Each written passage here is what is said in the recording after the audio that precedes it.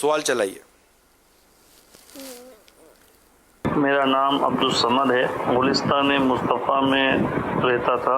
الحمدللہ میں دعوت اسلامی میں ابتدائی وقتوں سے وابستہ ہوں۔ آپ کو یاد ہوگا کہ آپ گلستان مصطفیٰ میں جب آتے تھے تو میں اپنی بہن کے گھر پہ رہتا تھا تو آپ وہاں تشریف لے آتے تھے۔ 1990 کے سفر حج میں امیر اہل سنت کے ساتھ مل مکہ کی سعادت ملی۔ میری یادداشت کے مطابق سب سے پہلے طواف کے ساتھ دانوں والی تسبیح امیر اہل سنت نے بنائی اور سب سے پہلی تسبیح مجھے عطا فرمائی۔ اس سفر حج میں وہ واقعہ بھی ہوا تھا ام المؤمنین سیدہ میمونہ رضی اللہ عنہا کے مزار شریف کے پاس سے شرکائے قافلہ نے تبرکن کچھ پتھر اٹھا لیے تھے۔ واپسی کی میری فلائٹ جلدی تھی۔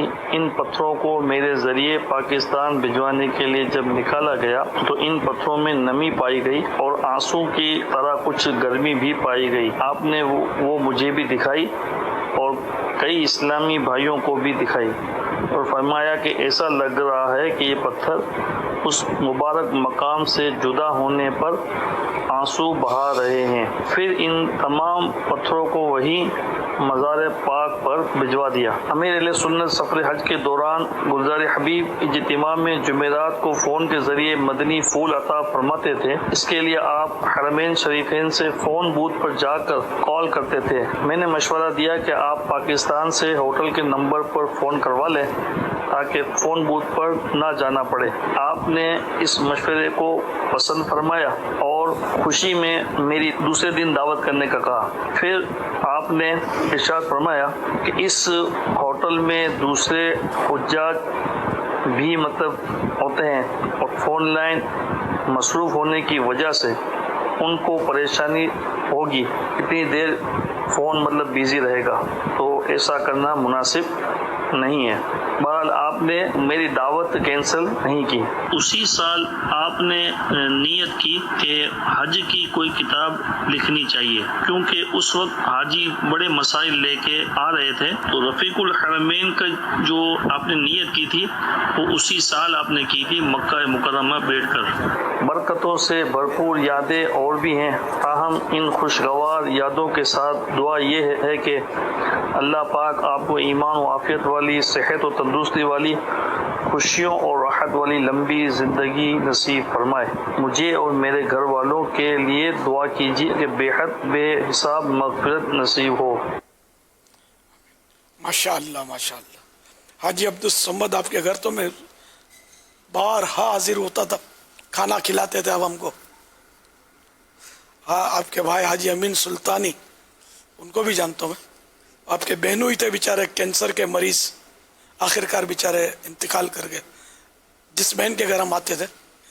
اور بہرحال کافی آپ نے یادیں شیئر کی۔ وہ پتھر مبارک جو ہے نا، وہ ہم نے واقعی ام المومنین سیدتنا میمونہ رضی اللہ تعالی عنہا کے یہاں سے لیا تھا، کلمے پڑھ پڑھ کے اس کو گواہ بھی کیا تھا، مجھے جو یاد پڑتا ہے۔ اور پھر وہ کچھ بیگ میں رکھا تھا اس کو کہ اس کو بھیجیں گے کراچی، وطن یادگار تبرک۔ اور پھر یہ نم ہوا تھا، خدا جانے نم آنسوؤں کی نمی تھی یا کوئی اندر میں کوئی پانی کی بوتل تھی یا کوئی، پورا یاد نہیں پڑتا، لیکن یہ کہ وہ اس وقت ایسا لگ رہا تھا جیسے یہ نمی، اور غالباً وہ نمی نکالنے کے بعد مزید بڑھی تھی، آگے پھیلی تھی۔ اللہ ہی بہتر جانتا ہے۔ بہرحال یہ کہ پھر ہم نے وہ جا کر پھر وہاں اس مبارک پتھر کو امی جان کے حوالے کر دیا تھا کہ یہی ہم نے ذہن بنا کہ یہ شاید روتا ہی ہے جدائی میں، اور امی جان سے معافی بھی مانگی تھی۔ ایسا بھی یاد پڑتا ہے کہ ہم آپ کے یہاں کا پتھر لے گئے اور یہ آپ کا دیوانہ یا عاشق، تو آپ کے حوالے۔ تو یہ ہوتا ہے کہ پتھر جمادات جو ہے نا، ان میں بھی حس تو ہوتی ہے۔ قرآن کریم میں ذکر ہے کہ اللہ کے خوف سے بعض پتھر گر جاتے ہیں، خوف خدا سے۔ آیت تو مجھے یاد نہیں ہے، لیکن یہ حقیقت ہے، قرآن کریم میں ہی ہے۔ اگر مل جائے آیت تو میں سنا دیتا کہ کوئی کسی کو وسوسہ نہ آئے کہ یار یہ کیا، یہ لوگ بھی چلاتے رہتے ہیں، جو سمجھ میں آتا ہے۔ پتھر کبھی روتا ہے، تبھی میں آپ کو بتاؤں گا، میں بتاؤں گا مسلمانوں کو، جو مسلمان کا قرآن پر ایمان ہوتا ہے، باقی اب جس کا قرآن پر ایمان نہیں ہے تو اس سے اپنے کیا بات کریں؟ اس کو تو پہلے یہ کہیں گے کہ توبہ کر اور ایمان لیا، بعد میں کچھ طے ہوگا. تو یہ طے ہے کہ قرآن کریم کا ایک ایک حرف جو ہے نا یہ حق حق حق، ایک حرف کا بھی انکار کفر کفر کفر. ہر حرف حق ہے. قرآن کریم میں جو کچھ مضمون ہے سب حق ہے. ہماری بالکل آنکھیں مضبوطی سے بند کی آنکھیں نکلی ہوئی ہیں. قرآن کریم میں جو ہے اس کے خلاف نظر آتا ہی نہیں ہم کو. الحمدللہ. صلو علی الحبیب صلی اللہ تعالی علی محمد. قرآن کریم میں جن پتھروں کا ذکر ہے جو روتے ہیں اور گر پڑتے ہیں خوف خدا سے، آئیے وہ آیت کریمہ سنتے ہیں. سبحان اللہ. نمبر 74 ہے، اس میں ارشاد فرمایا وَإِنَّ مِنَ الْحِجَارَةِ لَمَا يَتَفَجَّرُ مِنْهُ الْأَنْهَارُ وَإِنَّ مِنْهَا لَمَا يَشَّقَّقُ فَيَخْرُجُ مِنْهُ الْمَاءُ وَإِنَّ مِنْهَا لَمَا يَهْبِطُ مِنْ خَشْيَةِ اللَّهِ وَمَا اللَّهُ بِغَافِلٍ عَمَّا تَعْمَلُونَ. سبحان. ترجمہ. جی یہ ارشاد فرمایا اس کے ترجمے کے اندر کہ ایک پتھروں کی قسم وہ ہے جن سے ندیاں بہہ نکلتی ہیں، اور کچھ وہ ہیں کہ جب پھٹ جاتے ہیں تو ان میں سے پانی نکلتا ہے، اور کچھ وہ ہیں جو اللہ کے ڈر سے گر پڑتے ہیں. اللہ کے ڈر سے گر پڑتے ہیں. ان میں حص ہے کہ ڈرنے کی کیفیت ہے. اس سے پہلے کا جو مضمون ہے نا میرے سرز ہے کہ وہ اللہ تعالیٰ نے جس قوم کو فرمانے کہ تمہارے دل پتھر ہو گئے، بلکہ پتھروں میں بھی بعض ہوئے اوپر سے آئیں. ثم قصد قلوبکم من بعد ذالک، یعنی تمہارے دل اس کے بعد سخت ہو گئے. فاہیہ کالحجارتی، تو وہ پتھروں کی طرح ہیں، او اشد قسوہ، یا پتھروں سے بھی سخت ہیں. یہ کفار کے لیے.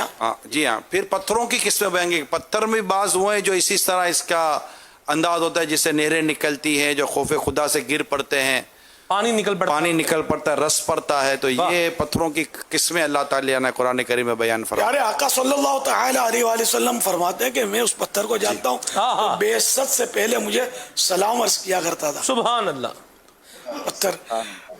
پتھر کنکریاں سرکار صلی اللہ تعالی علیہ وآلہ وسلم کے مبارک ہاتھوں میں تھی. اللہ اللہ. معاف کیجئے، ابو جہل کے ہاتھوں میں تھی. جی. ابو جہل ہاتھوں میں کنکریاں لایا. یہ تھا سخت کافر، لیکن اس کا عقیدہ تھا کہ اگر نبی ہے تو غیب کی خبر دے دیں گے. نبی غیب جانتا ہے. اب جو غیب کی خبروں میں یا غیب جاننے پر جو سوچتا ہے نا، وہ سوچے کہ میں کہاں گیا ہے. تو ابو جہل کا یہ عقیدہ تھا کہ نبی غیب بتا سکتا ہے. تو یہ پتھر کنکریاں مٹھی میں لے کر اس نے کہا کہ اے محمد صلی اللہ تعالی علیہ وآلہ وسلم، بتاؤ اس مٹھی میں کیا ہے، اگر تم نبی ہو تو بتا دو. تو میرے آقا صلی اللہ علیہ وسلم کی تو شان ہے کہ خالی بتانے سے وہ زیادہ آپ کو طاقت اللہ نے دی تھی.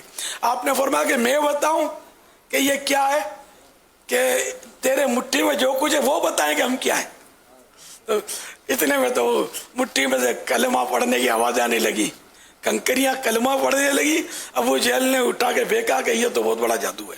نعوذ باللہ. اس کے نصیب بدبخت کفر پر مر گیا. اس کا کفر پر مرنا ثابت ہے، اور اس کے مرنے پر، قتل ہونے پر جنگ میں پیارے آقا صلی اللہ تعالی علیہ وآلہ وسلم نے سجدہ شکر کیا تھا. اسلام کو اس سے بہت نقصان یہ پہنچاتا تھا. اگرچہ اس کی قسمت میں تو ایمان لانا تھا ہی نہیں، جی، مگر یہ کہہ سکتے ہیں کہ یہ بھی اس بات کو جیسے کہ جانتا تھا کہ اگر یہ نبی ہیں تو یہ غیب جانتے ہوں گے کہ میری مٹھی میں کیا ہے. جی جی. یہ مطلب خیر یہ ایک کہنے کی بات ہے جی کہ مطلب ظاہر ابھی تو اس نے پوچھا، نہ پوچھتا کیوں، انڈرسٹوڈ ہے. اور جہاں تک غیب کا یوں تو خیر قرآن و حدیث سے کافی دلائل ہیں. اللہ نے بے شمار علوم غیبیہ سے ہمارے پیارے آقا صلی اللہ تعالی علیہ وآلہ وسلم کو نوازا تھا. وہ مشہور واقعہ احد شریف کا حدیث پاک میں کہ احد شریف پر پیارے آقا صلی اللہ تعالی علیہ وآلہ وسلم تشریف لے گئے. ساتھ میں صدیق اکبر رضی اللہ تعالیٰ عنہ، فاروق اعظم اور عثمان غنی. اللہ اللہ. یہ 3 صحابہ ساتھ تھے، اور سرکار صلی اللہ تعالی علیہ وآلہ وسلم کے قدم آنے پر احد کو وجد آ گیا. यानी ये एक वाइजाना नुक्ता है, बच दा गया और वो ओहद झूमने लगा, यानी उसमें जलजला आ गया, थरथराने लगा। तो प्यारे आका सल्लल्लाहु तआला अलैहि वसल्लम ने ठोकर मारी और क्या फरमाया, क्या गैब की खबर दी, क्या बात है कि ओहद ठहर जा, तुझ पर एक नबी, एक सिद्दीक और 2 शहीद हैं। अल्लाह अकबर। नबी और सिद्दीक तो समझे अपने, है ना, 2 शहीद हैं। यानी ये सरकार सल्लल्लाहु तआला अलैहि वसल्लम को मालूम था कि इनका जो दुनिया से पर्दा होगा वो इस शान से होगा कि ये शहादत पाएंगे।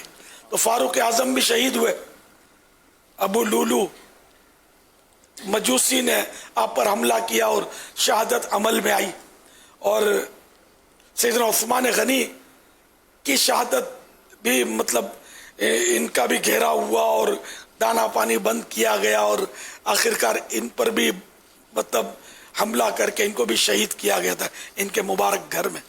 तो ये यानी सरकार को ये पहले से अल्लाह की अता से पता था। अच्छा महमूद शेर तो याद होगा, एक ठोकर में उहुद का जलजला जाता रहा। एक ठोकर में उहुद का जलजला जाता रहा, एक ठोकर में उहुद का जलजला जाता रहा, रखती है कितना वकार, अल्लाहु अकबर, एड़ियां रखती है कितना वकार, अल्लाहु अकबर, एड़ियां। ये ठोकर से एक शेर पूरा याद नहीं आ रहा, वो बता तो यूं इसके आखिर में आता है, उसमें क्या मेरे दिल को भी जी जी ठोकर मार के बताइए। दिल को है फिक्र किस तरह मुर्दे चिल्लाते हैं हुजूर, दिल को है फिक्र किस तरह मुर्दे चिल्लाते हैं हुजूर, ऐ मैं फिदा लगा कर एक ठोकर इसे बता के यूं, ठोकर इसे बता के यूं, और दिल को दे नूर दागे, फिर मैं फिदा तो नीम कर, माना है सुन के शक माँ आँखों से अब दिखा के यूं, आँखों से अब दिखा के यूं। सुभान अल्लाह माशाअल्लाह। अब ये बड़े दोनों- याद किए हुए अशार दोनों समझा भी दें। अर्ज करता हूँ जो मेरी मोटी अक्ल में आएगा वो अर्ज करूंगा। या रसूल अल्लाह, दिल में यानी सोच बनती है, फिक्र यानी सोच। मैं सोचता हूँ, मेरा दिल ये सोचता है कि सरकार सल्लल्लाहु तआला अलैहि वसल्लम ने मुर्दे तो जिलाए, अब पता नहीं किस तरह जिलाते हैं मुर्दे। तो या रसूल अल्लाह, मैं आप पर कुर्बान, मेरे दिल को मारे ठोकर, मेरा दिल भी मरा हुआ ही है, मेरे मुर्दा दिल को जिंदा करके दिखाए कि मैं इस तरह मुर्दा जिलाता हूँ। और इसी तरह वो माना कि आपने चांद के टुकड़े 2 टुकड़े इशारे से कर दिए थे, इसमें इनकार नहीं है, लेकिन मैं मुशाहदा करना चाहता हूँ, मैं देखना चाहता हूँ कि मेरे दिल के 2 टुकड़े कर दें और मुझे दिखाएं कि मैंने चांद के यूं 2 टुकड़े किए थे। अब सुनिए दोबारा ये दोनों शेर दिल इंशाल्लाह। को दे नूर दागे, फिर मैं फिदा तो नीम कर, माना है सुन के शक माँ आँखों से अब दिखा के